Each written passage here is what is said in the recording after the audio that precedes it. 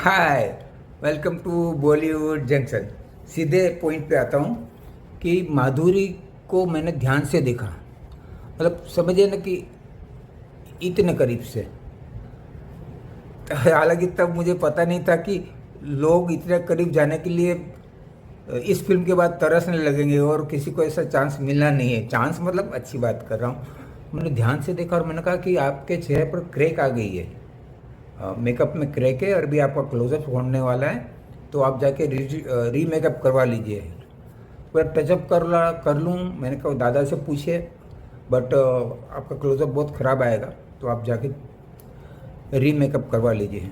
वो चली गई, मतलब मैं मेरे काम पे लग गया। मुझे पता नहीं कि क्या हुआ, वो उसके साथ, उसने किसके साथ बात की। सुभाष जी के साथ बात करने की तो हिम्मत नहीं। डायरेक्टर के साथ बहुत, जनरली आर्टिस्ट बहुत करीब आ जाने में उनका टाइम लग जाता है, हिम्मत नहीं करते, जनरली ये होता है। तो जनरली उनके और हमारे बीच में ब्रिज होता है, आर्टिस्ट और डायरेक्टर के बीच में, that is chief assistant director या एसोसिएट डायरेक्टर जो भी है, जो मैं था।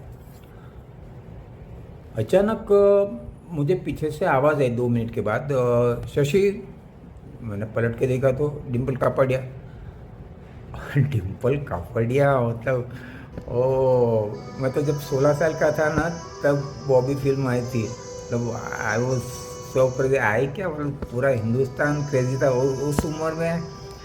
तो शी वॉज हमारे सबकी दिल की धड़कन थी।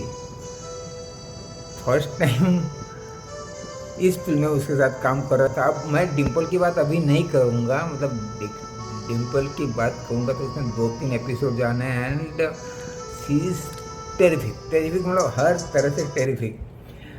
बट हम फिर से मुद्दे पे आते हैं।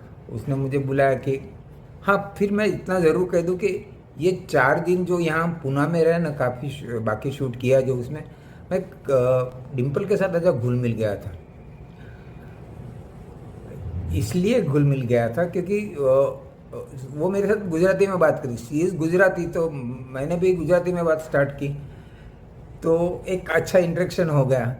लेकिन देखिए, ऐसा नहीं है कि जो गुजराती होते हैं तो गुजराती में बात करते हैं। अब जग्गू दादा को लीजिए ना, जग्गू दादा कभी भी मेरे साथ गुजराती में बात नहीं करते।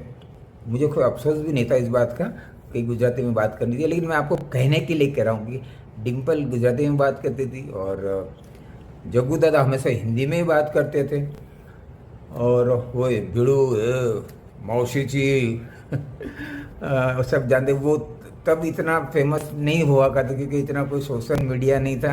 हीरो के बाद यह तीसरी चौथी फिल्म थी जो गिनती में आने वाली। कर्म आई थी, बीच में 1-2 फिल्में आई थी, कोई इतना कोई खास वो नहीं था। बट जग्गू दादा को एक हीरो से ही वो उनकी एस्टैब्लिशमेंट हो गई थी। बट ये भिड़ू ये सब किसी को पता नहीं था कि उनका, वो सिर्फ शूटिंग वालों को ही पता रहता था। और जब डायलॉग भूल जाए तो मौसी जी, वो उनका फेमस था। तो वो हमेशा गुजराती में नहीं, हिंदी में ही बात करते हैं और मैं भी हिंदी में बात करता था।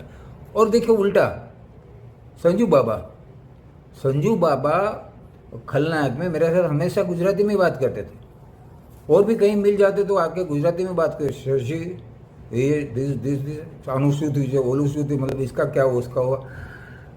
क्योंकि संजू बाबा की जो मदर नरगिस जी थी ना, वो गुजराती थी।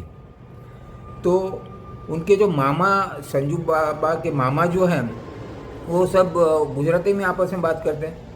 तो संजू बाबा भी बहुत फ्लुएंटली गुजराती में बात करते हैं। तो हम वापस गुजराती से तोड़ के हम वापस अपनी माधुरी की बात पे आ जाते हैं।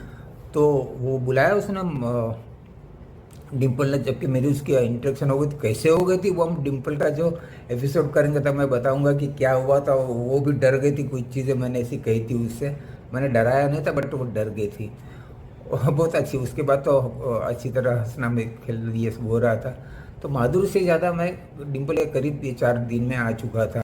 तो उसने मुझे बुलाया, शशि।